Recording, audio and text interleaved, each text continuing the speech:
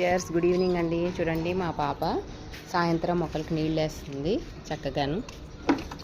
Evening టైంలో మన పిల్లల్ని చక్కగా తీసుకొచ్చి మొక్కల దగ్గర అవి తీసుకొచ్చి నీళ్ళు అది పోయిస్తే వాళ్ళకి ఆనందంగా ఉంటుందండి.